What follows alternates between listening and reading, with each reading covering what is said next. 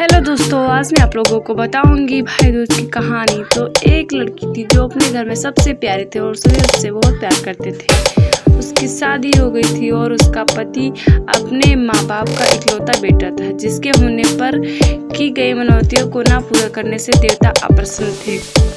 क्रुद्ध होकर देवता ने पुत्र तथा पुत्रवधू को मार डालने का निर्णय किया। उस बहन को किसी तरह इसका पता चल गया।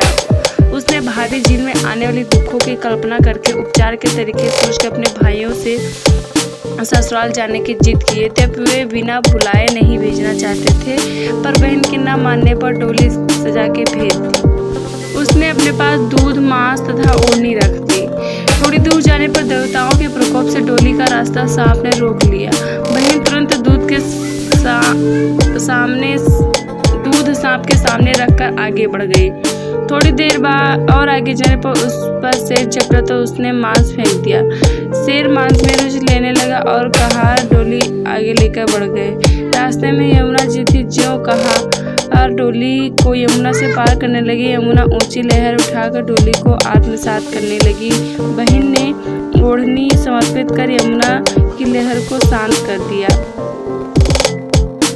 नववधू को बिना बुलाए घर पर पधारी पाकर ससुराल वाले आश्चर्य में पड़ गए। बहन ने आदेश किया कि उसके गृह प्रवेश के लिए घर के पिछवाड़े फूलों का दरवाजा बनवाया जाए। दरवाजा बना, ज्यों ही वह पार करने लगी, द्वार उस पर गिर पड़ा।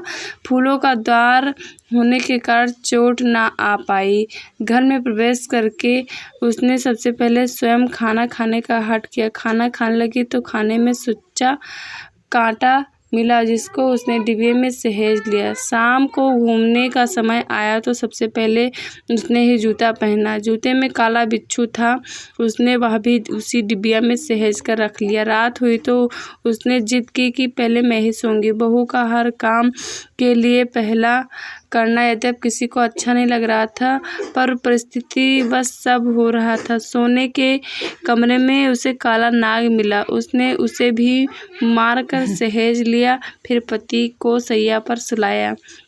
इतना सब करने के पश्चात उसने अपनी सास को डिबिया खोलकर सुच्चा कांटा, बिच्छू तथा सांप दिखाकर कहा, मैंने तुम्हें पुत्रवती किया है, अर्थात स्वयं कष्ट सहकर तुम्हारे पुत्र के जीवन की रक्षा करके अपने सुहाग को नया जीवन दिया है। ये सब कष्ट देवताओं के रुष्ट हो जाने के कारण उठाने पड़ रहे हैं। भविष्य में कभी मनौती मानकर पूरा करना ना भूलना। इतना कहकर 7 भाइयों की परम प्यारी बहना भाइयों के साथ पीहर लौट गई और सबका आशीर्वाद उसके साथ बना रहा। तो दोस्तों, आई होप मेरी वीडियो आप लोगों को पसंद आई होगी। तो लाइक तो बनता है ना, और नए हैं तो चैनल को सब्सक्राइब करें।